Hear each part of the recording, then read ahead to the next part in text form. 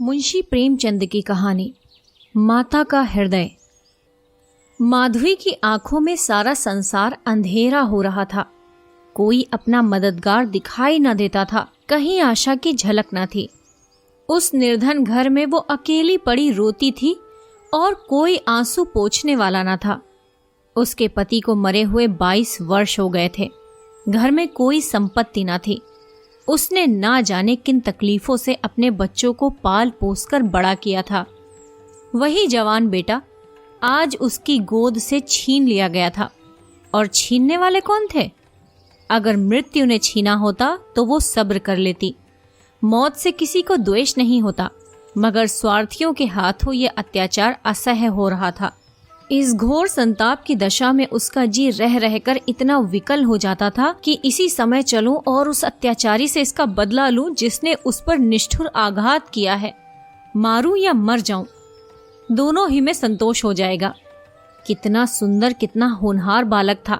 यही उसके पति की निशानी, उसके जीवन का आधार, उसकी उम्र भर की कमाई थी। वही लड़का इस वक्त जेल में पड़ा ना जाने क्या क्या तकलीफें झेल रहा होगा। और उसका अपराध क्या था? कुछ नहीं। सारा मोहल्ला उस पर जान देता था। विद्यालय के अध्यापक उस पर जान देते थे। अपने बेगाने सभी तो उसे प्यार करते थे। कभी उसकी कोई शिकायत सुनने में नहीं आई। ऐसे बालक की माता होने पर उसे बधाई मिलती थी। कैसा सज्जन, कैसा उदार, कैसा परमार्थी। खुद भूखे सो रहे, मगर क्या मजाल कि द्वार पर आने वाले अतिथि को रूखा जवाब दे दे। ऐसा बालक क्या इस योग्य था कि जेल में जाता? उसका अपराध यही था कि वो कभी कभी सुनने वालों को अपने दुखी भाइयों का दुखड़ा सुनाया करता था। अत्याचार से पीड़ित प्राणियों की मदद के लिए हमेशा तैयार रहता था। क्या यही उसका अपराध था? दूसरों की सेवा करना भी अपराध है। किसी अतिथि को आश्रय देना भी अपराध है। इस युवक का नाम आत्मानंद था। दुर्भाग्यवश उसमें वे सभी सद्गुण थे जो जेल का द्वार खोल देते हैं। वो निर्भीक था, स्पष्टवादी था, साहसी था, स्वदेश प्रेमी था, निस्वार्थ था, कर्तव्य परायण था। जेल जाने के लिए इन्हीं गुणों की जरूरत थी। स्वाधीन प्राणियों के लिए वे गुण स्वर्ग का द्वार खोल देते हैं, पराधीनों के लिए नरक का। आत्मानंद के सेवा कार्य ने, उसकी वक्तृताओं ने और उसके राजनीतिक लेखों ने उसे सरकारी कर्मचारियों की नजरों में चढ़ा दिया था। सारा पुलिस विभाग नीचे से ऊपर तक उससे सतर्क रहता था। सबकी निगाहें उस पर लगी रहती थीं। आखिर जिले में एक भयंकर डाके ने उन्हें इच्छित अवसर प्रदान कर दिया। आत्मानंद के घर की तलाशी हुई। कुछ पत्र और लेख मिले जिन्हें पुलिस ने डाके का बीजक सिद्ध किया। लगभग 20 युवकों की एक टोली फांस ली गई। आत्मानंद इसका मुखिया ठहराया गया। शहादतें हुई। इस बेकारी और गिरानी के जमाने में आत्मा से सस्ती और कौन वस्तु हो सकती है? बेचने को और किसी के पास रह ही क्या गया है? नाम मात्र का प्रलोभन देकर अच्छी से अच्छी शहादतें मिल सकती हैं और पुलिस के हाथ तो निकृष्ट से निकृष्ट गवाहियां भी देववाणी का महत्व प्राप्त कर लेती हैं। शहादतें मिल गईं। महीनों भर तक मुकदमा क्या चला, एक स्वांग चलता रहा और सारे अभियुक्तों को सजाएं दे दी गईं। आत्मानंद को सबसे कठोर दंड मिला, 8 वर्ष का कठिन कारावास। माधवी रोज कचहरी जाती, एक कोने में बैठी सारी कार्यवाही देखा करती थी। मानवीय चरित्र कितना दुर्बल, कितना नीच है, इसका उसे अब तक अनुमान भी न हुआ था। जब आत्मानंद को सजा सुना दी गई और वो माता को प्रणाम करके सिपाहियों के साथ चला तो माधवी मूर्छित होकर गिर पड़ी। 2-4 सज्जनों ने उसे एक तांगे पर बैठाकर घर तक पहुंचाया। जब से वो होश में आई है, उसके हृदय में शूल सा उठ रहा है। किसी तरह धैर्य नहीं होता। उस घोर आत्मवेदना की दशा में अब जीवन का एक लक्ष्य दिखाई देता है और वो इस अत्याचार का बदला है। अब तक पुत्र उसके जीवन का आधार था, अब शत्रुओं से बदला लेना ही उसके जीवन का आधार होगा। जीवन में उसके लिए कोई आशा न थी। इस अत्याचार का बदला लेकर वो अपना जन्म सफल समझेगी। इस अभागे नर पिशाच बगची ने जिस तरह उसे रक्त के आंसू रुलाए हैं, उसी भांति ये भी उसे रुलाएगी। नारी हृदय कोमल है, लेकिन केवल अनुकूल दशा में। जिस दशा में पुरुष दूसरों को दबाता है, स्त्री शील और विनय की देवी हो जाती है, लेकिन जिसके हाथों में अपना सर्वनाश हो गया हो उसके प्रति स्त्री की पुरुष से कम घृणा और क्रोध नहीं होता। अंतर इतना ही है कि पुरुष शस्त्रों से काम लेता है और स्त्री कौशल से। रात भीगती जाती थी और माधवी उठने का नाम न लेती थी। उसका दुख प्रतिकार के आवेश में विलीन होता जाता था, यहाँ तक कि इसके सिवा उसे और किसी बात की याद ही न रही। उसने सोचा, कैसे ये काम होगा, कभी घर से निकली नहीं। वैधव्य के 22 साल इसी घर में कट गए, लेकिन अब निकलूंगी, जबरदस्ती निकलूंगी।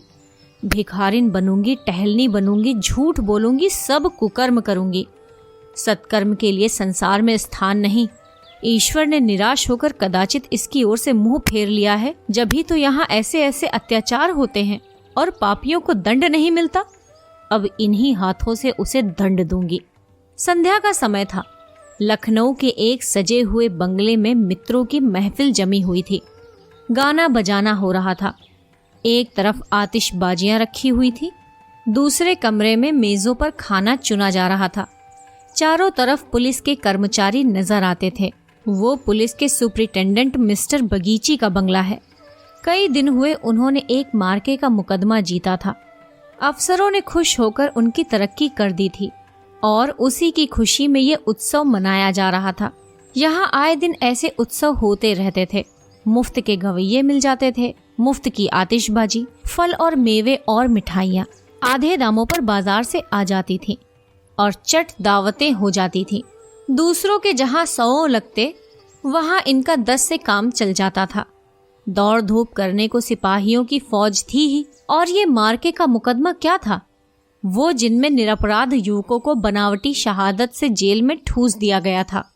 गाना समाप्त होने पर लोग भोजन करने बैठे। बेगार के मजदूर और पल्लेदार जो बाजार से दावत और सजावट के सामान लाए थे, रोते या दिल में गालियां देते चले गए थे। पर एक बुढ़िया अभी तक द्वार पर बैठी हुई थी और अन्य मजदूरों की तरह वो भुनभुना कर काम न करती थी। हुक्म पाते ही खुश दिल मजदूर की तरह हुक्म बजा लाती थी। ये माधवी थी जो इस समय मजूरनी का वेश धारण करके अपना घातक संकल्प पूरा करने आई थी। मेहमान चले गए, महफिल उठ गई, दावत का सामान समेट दिया गया, चारों ओर सन्नाटा छा गया, लेकिन माधवी अभी तक वहीं बैठी थी। सहसा मिस्टर बागची ने पूछा, बुड्ढी, तू यहाँ क्यों बैठी है? तुझे कुछ खाने को मिल गया? माधवी, हाँ हुजूर, मिल गया। बागची, तो जाती क्यों नहीं? माधवी, कहाँ जाऊं सरकार, मेरा कोई घर द्वार थोड़े ही है। हुक्म हो तो यहीं पड़ी रहूं, पाव भर आटे की परवस्ती हो जाए हुजूर। बागची, नौकरी करेगी? माधवी, क्यों न करूंगी सरकार, यही तो चाहती हूँ। बागची, लड़का खिला सकती है? माधवी, हाँ हुजूर, वो मेरे मन का काम है। बागची, अच्छी बात है, तू आज से ही यहाँ रह जा। घर में देख, जो काम बताएं वही कर। 1 महीना गुजर गया। माधवी इतना तन मन से काम करती कि सारा घर उससे खुश है। बहू जी का मिजाज बहुत ही चिड़चिड़ा है। वो दिन भर खाट पर पड़ी रहती हैं और बात बात पर नौकरों पर झल्लाया करती हैं, लेकिन माधवी उनकी घुड़कियों को भी सहर्ष सह लेती है। अब तक मुश्किल से कोई दाई 1 सप्ताह से अधिक ठहरी थी। माधवी का कलेजा है कि जली कटी सुनकर भी मुख पर मैल नहीं आने देती। मिस्टर बागची के कई लड़के हो चुके थे, पर यही सबसे छोटा बच्चा बच रहा था। बच्चे पैदा तो हृष्ट पुष्ट होते, किंतु जन्म लेते ही उन्हें एक ना एक रोग लग जाता था और कोई 2-4 महीने, कोई साल भर जीकर चल देता था। माँ बाप दोनों इस शिशु पर प्राण देते थे। उसे जरा जुकाम भी हो जाता तो दोनों विकल हो जाते। स्त्री पुरुष दोनों शिक्षित थे, पर बच्चे की रक्षा के लिए टोना टुटका, दुआ, बीच, जंतर मंतर, एक से भी उन्हें इनकार न था। माधवी से ये बालक इतना हिल गया कि एक क्षण के लिए भी उसकी गोद से न उतरता। वो कहीं एक क्षण के लिए चली जाती तो रो रो कर दुनिया सिर पर उठा लेता। वो सुलाती तो सोता, वो दूध पिलाती तो पीता, वो खिलाती तो खेलता। उसी को वो अपनी माता समझता था। माधवी के सिवा उसके लिए संसार में कोई अपना ना था। बाप को तो वो दिन भर में केवल 2 बार ही देखता और समझता ये कोई परदेशी आदमी है। माँ आलस्य और कमजोरी के मारे गोद में लेकर टहल न सकती थी। उसे वो अपनी रक्षा का भार संभालने के योग्य न समझता था और नौकर चाकर उसे गोद में ले लेते तो इतनी बेदर्दी से कि उसके कोमल अंगों में पीड़ा होने लगती थी। कोई उसे ऊपर उछाल देता था, यहाँ तक कि अबोध शिशु का कलेजा मुंह को आ जाता था। उन सबों से वो डरता था। केवल माधवी थी जो उसके स्वभाव को समझती थी। वो जानती थी कि क्या कब करने से बालक प्रसन्न होगा, इसलिए बालक को भी उससे प्रेम था। माधवी ने समझाया था यहाँ कंचन बरसता होगा, लेकिन उसे देखकर कितना विस्मय हुआ कि बड़ी मुश्किल से ही महीनों का खर्च पूरा पड़ता है। नौकरों से एक एक पैसे का हिसाब लिया जाता था और बहुधा आवश्यक वस्तुएं भी टाल दी जाती थीं। एक दिन माधवी ने कहा, बच्चे के लिए कोई तेज गाड़ी क्यों नहीं मंगवा देती?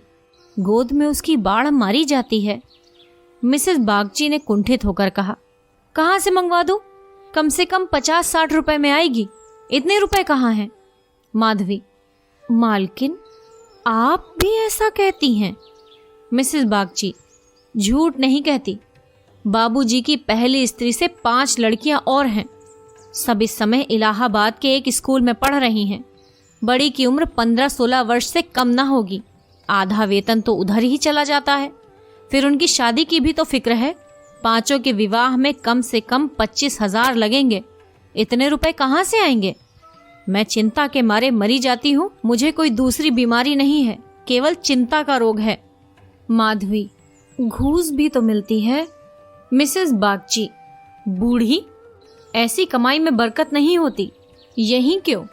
सच पूछो तो इसी घूस ने हमारी ये दुर्गति कर रखी है। क्या जाने औरों को कैसे हजम होती है। यहाँ तो जब ऐसे रुपए आते हैं तो कोई न कोई नुकसान भी अवश्य हो जाता है। एक आता है तो 2 लेकर जाता है। बार बार मना करती हूँ, हराम की कौड़ी घर में न लाया करो, लेकिन मेरी सुनता कौन है। बात यह थी कि माधवी को बालक से स्नेह होता जाता था। उसके अमंगल की कल्पना भी वो न कर सकती थी। वो अब उसी की नींद सोती और उसी की नींद जागती थी। अपने सर्वनाश की बात याद करके एक क्षण के लिए बागची पर क्रोध तो आता था और घाव फिर हरा हो जाता था, पर मन पर कुपित भावों का आधिपत्य न था। घाव भर रहा था, केवल ठेस लगने से दर्द होता था। उसमें स्वयं टीस या जलन न थी। इस परिवार पर अब उसे दया आती थी। सोचती, बेचारे ये छीन झपट कर ना करें तो कैसे गुजर हो। लड़कियों का विवाह कहाँ से करेंगे? स्त्री को जब देखो बीमार ही रहती है। उन पर बाबूजी को 1 बोतल शराब भी रोज चाहिए। ये लोग स्वयं अभागे हैं।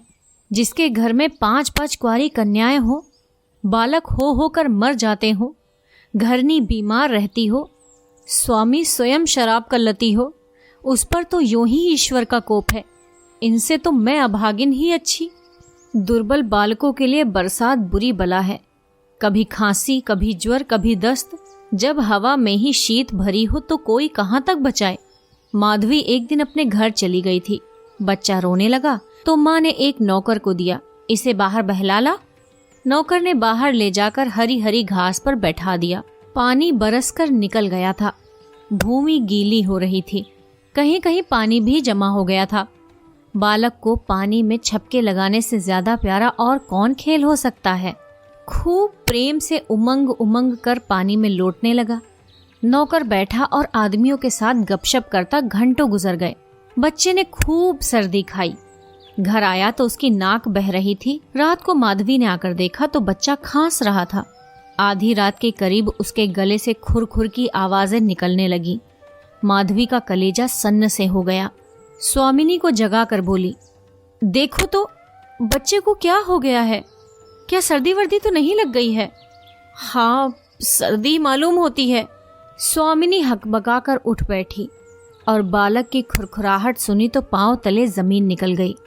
ये भयंकर आवाज उसने कई बार सुनी थी और उसे खूब पहचानती थी। व्यग्र होकर बोली, जरा आग जलाओ। थोड़ा सा तंग आ गई। आज जरा कहार थोड़ी देर के लिए बाहर ले गया था, उसी ने सर्दी में छोड़ दिया होगा। सारी रात दोनों बालक को सेंकती रहीं। किसी तरह सवेरा हुआ। मिस्टर बागची को खबर मिली तो सीधे डॉक्टर के यहाँ दौड़े। खैरियत इतनी थी कि जल्द एहतियात की गई। 3 दिन में अच्छा हो गया, लेकिन इतना दुर्बल हो गया था कि उसे देखकर डर लगता था। सच पूछो तो माधवी की तपस्या ने बालक को बचाया। माता पिता सो जाते, किंतु माधवी की आंखों में नींद न थी। खाना पीना तक भूल गई थी। देवताओं की मनौतियां करती थी, बच्चे की बलाएं लेती थी, बिल्कुल पागल हो गई थी। ये वही माधवी है जो अपने सर्वनाश का बदला लेने आई थी। अपकार की जगह उपकार कर रही थी। विष पिलाने आई थी, सुधा पिला रही थी। मनुष्य में देवता कितना प्रबल है। प्रातः काल का समय था। मिस्टर बागची शिशु के झूले के पास बैठे हुए थे। स्त्री के सिर में पीड़ा हो रही थी, वहीं चारपाई पर लेटी हुई थी और माधवी समीप बैठी बच्चे के लिए दूध गर्म कर रही थी। सहसा बागची ने कहा, बूढ़ी, हम जब तक जिएंगे तुम्हारा यश गाएंगे। तुमने बच्चे को जिला लिया।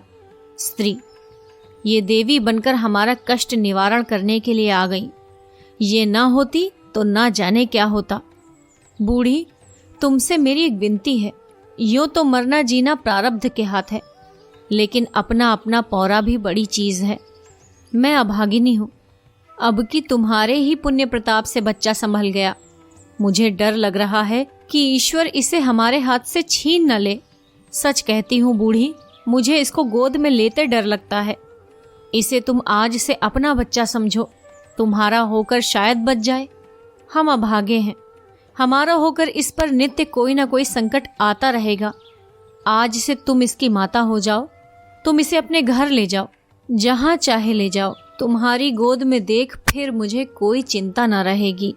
वास्तव में तुम ही इसकी माता हो, मैं तो राक्षसी हूँ।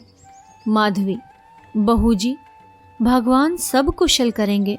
क्यों जी इतना छोटा करती हो? मिस्टर बागची, नहीं नहीं बूढ़ी माता, इसमें कोई हरज नहीं है। मैं मस्तिष्क से तो इन बातों को ढकोसला ही समझता हूँ, लेकिन हृदय से इन्हें दूर नहीं कर सकता।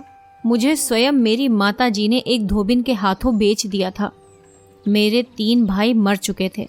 मैं जो बच गया तो माँ बाप ने समझा बेचने से ही इसकी जान बच गई। तुम इस शिशु को पालो पोसो, इसे अपना पुत्र समझो। खर्च हम बराबर देते रहेंगे, इसकी कोई चिंता मत करना। कभी कभी जब हमारा जी चाहेगा आकर देख लिया करेंगे। हमें विश्वास है कि तुम इसकी रक्षा हम लोगों से कहीं अच्छी तरह कर सकती हो। मैं कुकर्मी हूँ। जिस पेशे में हूँ उसमें कुकर्म किए बगैर काम नहीं चल सकता। झूठी शहादतें बनानी ही पड़ती हैं, निरपराधों को फंसाना ही पड़ता है। आत्मा इतनी दुर्बल हो गई है कि प्रलोभन में पड़ जाता हूँ। जानता ही हूँ कि बुराई का फल बुरा ही होता है, पर परिस्थिति से मजबूर हूँ। अगर ना करूँ तो आज नालायक बनाकर निकाल दिया जाऊं। अंग्रेज हजारों भूले करें, कोई नहीं पूछता। हिंदुस्तानी एक भूल भी कर बैठे तो सारे अफसर उसके सिर हो जाते हैं। हिंदुस्तानियत का दोष मिटाने के लिए कितनी ही ऐसी बातें करनी पड़ती हैं जिनका अंग्रेज के दिल में कभी ख्याल ही नहीं पैदा हो सकता। तो बोलो, स्वीकार करती हो? माधवी गदगद होकर बोली, बाबूजी, आपकी इच्छा है तो मुझसे भी जो कुछ बन पड़ेगा आपकी सेवा कर दूंगी। भगवान बालक को अमर करे, मेरी तो उससे यही विनती है। माधवी को ऐसा मालूम हो रहा था कि स्वर्ग के द्वार सामने खुले हैं और स्वर्ग की देवियां आंचल फैला फैला कर आशीर्वाद दे रही हैं, मानो उसके अंतःस्थल में प्रकाश की लहरें सी उठ रही हैं। स्नेहमय सेवा में कितनी शांति थी। बालक अभी तक चादर ओढ़े सो रहा था। माधवी ने दूध गर्म हो जाने पर उसे झूले पर से उठाया तो चिल्ला पड़ी। बालक की देह ठंडी हो गई थी और मुंह पर पीलापन आ गया था, जिसे देखकर कलेजा हिल जाता है। कंठ से आह निकल जाती है और आंखों से आंसू बहने लगते हैं। जिसने इसे एक बार देखा फिर कभी नहीं भूल सकता। माधवी ने शिशु को गोद में चिपटा लिया, हालांकि नीचे उतार देना चाहिए था। कोहराम मच गया। माँ बच्चे को गले से लगाए रोती थी, पर उसे जमीन पर न सुलाती थी। क्या बातें हो रही थी और क्या हो गया। मौत को धोखा देने में आनंद आता है। वो उस वक्त कभी नहीं आती जब लोग उसकी राह देखते हैं। रोगी जब संभल जाता है जब वो पथ्य लेने लगता है, उठने बैठने लगता है, घर भर खुशियां मनाने लगता है, सबको विश्वास हो जाता है कि संकट टल गया, उस वक्त घात में बैठी हुई मौत सिर पर आ जाती है। यही उसकी निष्ठुर लीला है। आशाओं के बाग लगाने में हम कितने कुशल हैं। यहाँ हम रक्त के बीज बोकर सुधा के फल खाते हैं, अग्नि से पौधों को सींचकर शीतल छाह में बैठते हैं। मंद बुद्धि। दिन भर मातम होता रहा। बाप रोता था, माँ तड़पती थी और माधवी बारी बारी से दोनों को समझाती थी। यदि अपने प्राण देकर वो बालक को जिला सकती तो इस समय अपना धन्य भाग समझती।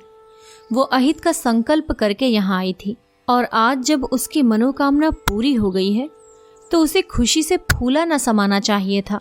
उसे उससे कहीं अधिक घोर पीड़ा हो रही थी जो अपने पुत्र की जेल यात्रा में हुई थी। रुलाने आई थी और खुद रोती जा रही थी। माता का हृदय दया का आगार है। उसे जलाओ तो उसमें दया की ही सुगंध निकलती है, पीसो तो दया का ही रस निकलता है। वो देवी है। विपत्ति की क्रूर लीलाएं भी उस स्वच्छ निर्मल स्रोत को मलिन नहीं कर सकती। मुंशी प्रेमचंद की कहानी माता का हृदय। कथावाचक सोनम।